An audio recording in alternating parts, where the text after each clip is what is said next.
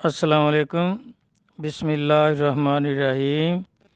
آج کا سوال ہے کہ راہ سلوک میں مرید کو کس طرح آزمائشیں پیش آتی ہیں اور شیطان اور نفس کس طرح اس کو مشکلات میں ڈالتے رہتے ہیں اور مخلوق بھی پریشان کرتی ہے۔ تو میرے آقا مولا حضور قبلہ پیر احمد میاں رہنما اولیاء حضور فرماتے تھے کہ اس راستے کی راہ طریقت کے جو مرید ہیں، اس راستے پر چلنے والے جو لوگ ہیں، تو اس راستے پر چلنے کے دو پر ہیں، ایک ذوق شوق ہے اور دوسرا خوف ہے۔ اگر ایک پر سے کبھی بھی پرندہ اڑ نہیں سکتا، اگر صرف ذوق ہی ذوق ہے تو بھی ابلیس کی طرح کسی وقت بھی وہ گر جائے گا، گمراہ ہو جائے گا، کیونکہ ابلیس کو صرف ذوق تھا، اللہ کا خوف نہیں تھا، اور بے خوفی کی وجہ سے وہ گمراہ ہوا کہ اللہ تعالیٰ مجھے کیا کہیں گے، میں نے اتنی عبادت کی ہے۔ اس کو خوف نہیں تھا تو اللہ کے حکم کا انکار کر بیٹھا، آدم علیہ السلام کا ادب احترام جو تھا وہ نہیں کیا، سجدہ تعظیم کا انکار کر دیا۔ تو اگر اس کو خوف ہوتا کہ میں اگر اللہ کا حکم ٹالوں گا یا نہ مانوں گا تو اللہ تبارک تعالیٰ مجھے لعنتی نہ کر دیں، تو پھر وہ راستے پہ رہتا، لیکن اس کو خوف تھا ہی نہیں۔ تو آپ فرماتے تھے کہ بھئی صرف ذوق سے چلنا وہ بھی کامیاب نہیں ہوگا، اور اگر خوف سوار ہو گیا تو پھر مایوسی آ جائے گی، پھر بھی اس راستے میں کامیاب نہیں ہوگا۔ تو یہ دونوں پر جو ہیں جس مرید کے پاس ہوں گے تو پھر وہ پرواز کرے گا راہ طریقت میں، اور انشاءاللہ اللہ رسول کی مہربانی سے حضرات کے کرم سے کامیاب ہو جائے گا۔ تو سیدنا عبدالحی قدس اللہ سر العزیز بھی یہی فرماتے ہیں کہ پہلے جو آدمی جب مرید ہوتا ہے تو بڑے جوش و خروش کے ساتھ ایک عرصے تک چلتا رہتا ہے، اس میں ابھی خوف نہیں ہوتا۔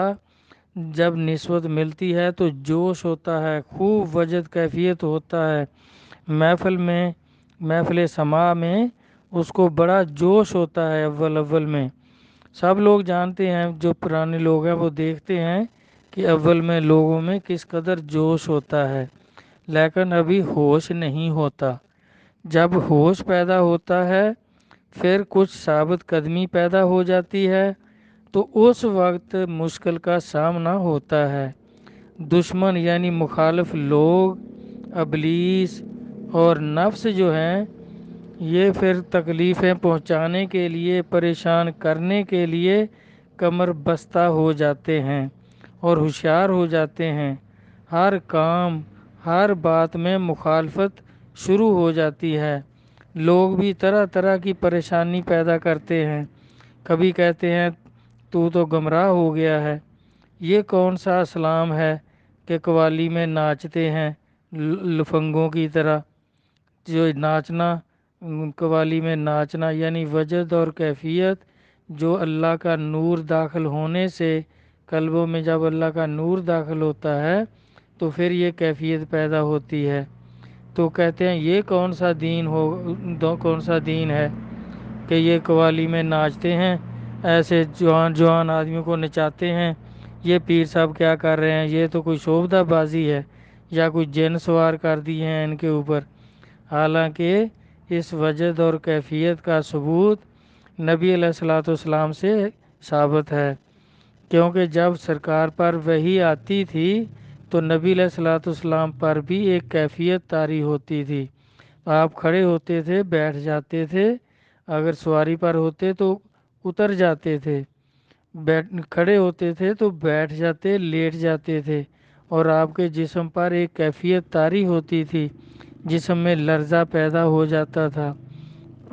وہی کیفیت جب مرید ذکر فکر کرتا ہے، یا جو پہلے دن مرید ہوتا ہے، جب پیر توجہ دیتا ہے، نور ایمان اپنے قلب سے مرید کے قلب میں منتقل کرتا ہے، تو یہی کیفیت پیدا ہوتی ہے۔ جو نبی صلی اللہ علیہ وسلم کی وحی کے دوران ہوتی تھی۔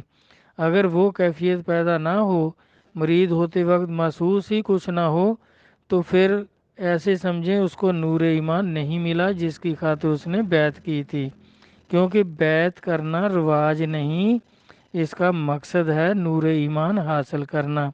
اور نور ایمان وہی نور ہے جو نبی علیہ الصلوۃ والسلام سے سینہ بسینہ اولیاء کرام میں آج تک آ رہا ہے۔ اور جب کوئی شخص مرید ہوتا ہے تو کامل مرشد اس نور ایمان سے اس کا حصہ اپنی قوت ارادی سے مرید کے قلب میں منتقل کر دیتا ہے، جس سے یہ کیفیت پیدا ہوتی ہے۔ اور یکسوئی سے جب محفل سماع میں آدمی ذکر کرتا ہے تو پھر بھی اسی طرح نور اس کے قلب میں داخل ہوتا ہے، جس سے پھر یہ وجد اور کیفیت اور جوش پیدا ہوتا ہے۔ تو جو لوگ نہیں جانتے، کیونکہ جن کو یہ نصیب نہیں ہے وہ اس کو نہیں سمجھ سکتے، کیونکہ علماء کرام کے ساتھ یہ جو دو اختلاف ہیں، یہ ہمارے سب بزرگ متفق ہیں کہ یہ ان کی سمجھ میں نہیں آتے۔ ایک وجد کیفیت سماع میں اور دوسرا سجدہ تعظیم، اس لیے ان دو چیزوں کی سب لوگ مخالفت کرتے ہیں۔ اگر تو ان کو بھی یہ فیض و برکت نور ایمان نور نسبت نصیب ہو کسی کامل مرشد سے، تو پھر ان کے اندر بھی یہ کیفیت پیدا ہوگی، تو پھر وہ سمجھ سکتے ہیں۔ بتانے سے سمجھ نہیں آتی جب تک کوئی چیز ملی نہ ہو۔ جیسے جس نے گڑ کھایا نہ ہو، اس کو جس طرح بھی آپ سمجھائیں کہ بھی گڑ میٹھا ہوتا ہے، لیکن اس نے کھایا نہیں، تو وہ پھر سمجھے گا جس طرح آم میٹھا ہوتا ہے اس طرح کا میٹھا ہوگا، جس طرح کنو میٹھا ہوتا ہے اس طرح کا ہوگا، جس طرح انگور میٹھا ہوتا ہے اس طرح کا ہوگا۔ لیکن پوری طرح اس کو سمجھ جب آئے گی جب گڑ اس کو دو گے، وہ کھائے گا، تو پھر سمجھے گا کہ یہ تو بھائی علیحدہ قسم کا میٹھا ہے اور کسی چیز میں اس طرح کا میٹھا نہیں ہے۔ تو اس طرح یہ نور نسبت سے جو وجد کیفیت پیدا ہوتا ہے، جس کو پیدا ہوگا، جس کو یہ نصیب ہوگا، وہی صحیح طرح سمجھے گا۔ تو جب اس طرح کچھ اس راستے میں ترقی ہوتی ہے تو پھر یہ تینوں دشمن جو ہیں، لوگ بھی، شیطان اور نفس، یہ پھر کمر باندھ لیتے ہیں کہ یہ تو آدمی ہمارے ہاتھ سے نکل رہا ہے، ہمارے گروپ سے نکل رہا ہے، تو ہر کام ہر بات میں مخالفت شروع ہو جاتی ہے۔ لوگ اور شیطان اور نفس یہ سب کیا چاہتے ہیں کہ اس کو راستے سے ہٹا دیں، دوبارہ اپنے گروپ میں شامل کریں، ہدایت سے ہٹانے کی سر توڑ کوشش کرتے ہیں۔ اگر اللہ کی رحمت شامل حال ہو اور پیر و مرشد کا کرم بھی شامل حال رہے، تو مصیبت میں آزمائش میں جو جب اس پر آئے گی تو پھر اس سے وہ نجات حاصل کرے گا۔ تو پھر تو جان بری ہے، ورنہ بہت مشکل ہے۔ لوگوں کے علاوہ دو زبردست دشمن ہیں جو گمراہ کر دینا چاہتے ہیں۔ ایک خیالات نفسانی، یہ ذکر اور مراقبہ میں رکاوٹ پیدا کرتے ہیں۔ یہ جو نفسانی خیالات ہیں یہ بہت غلبہ کرتے ہیں اور آخر میں ہجوم کرتے ہیں، فوج در فوج آ جاتے ہیں، یعنی وہی الٹے پلٹے خیالات ذکر کرنے ہی نہیں دیتے، ادھر توجہ نہیں جانے دیتے۔ مراقبہ کرتے وقت جب بیٹھیں گے تو تصور برزخ شیخ کی بجائے اور خیالات اور شکلیں صورتیں وہ آتی رہتی ہیں۔ یہ نفسانی خیالات سب سے بڑے دشمن ہیں یہ بھی۔ اور پھر دوسرا دشمن جو ہے وہ شیطان ہے۔ پہلے ایک نظر آتا ہے، پھر بہت سے آ جاتے ہیں، فوج کشی اور چڑھائی کر دیتے ہیں۔ پس شیطان اور اس کی اولاد یاد خدا میں چلنے والے سالک یعنی مرید کا مقابلہ کرتے ہیں اور اسے راہ ہدایت سے بھٹکاتے ہیں۔ حضرت غوث ثقلین سے بھی ابلیس کا مقابلہ ہوا تھا۔ شیاطین ایک ایک کر کے سب آپ کے سامنے آئے، آپ تصور شیخ میں کھڑے لا حول ولا قوت الا باللہ العلی العظیم پڑھتے رہے اور مرشد کریم کا تصور کر کے کھڑے رہے۔ تو پھر سب مایوس ہو کر بھاگ گئے۔ پھر آپ نے دیکھا کہ شیطان ملعون جو ہے وہ ایک طرف بیٹھا ہوا اپنا سر پیٹ رہا ہے۔ آپ نے پوچھا ابلیس تو کیا کر رہا ہے؟ اس نے جواب دیا ہم لوگ آپ سے مایوس ہو گئے ہیں، اب آپ پر ہمارا زور نہیں چلتا، آپ ہمارے قابو سے باہر ہو گئے ہیں۔ آپ نے فرمایا مردود ہم سے دور ہو جا، ہم تو اب بھی تجھ سے ڈرتے ہیں کہ تو کوئی اور چال چلے گا۔ فرمایا ہمارے سیدنا قبلہ عالم قطب عالم سیدنا عبدالحی صلی اللہ سر العزیز فرماتے ہیں کہ ہمارے پاس بھی شیاطین اسی طرح آئے، فوج کشی کی، بہت سارے اکٹھے ہو کر آئے اور مقابلہ کیا۔ ہم کھڑے ہو گئے اور پیر و مرشد کا تصور کر کے عرض کیا یا اللہ ہم عاجز ہیں، ہمیں تیری رحمت مدد اور نصرت درکار ہے۔ تو آپ فرماتے ہیں میرے مرشد غریب نواز فرماتے تھے کہ آدمی جب اس مقام کو پار کر جاتا ہے تب مقام اشراق میں پہنچتا ہے۔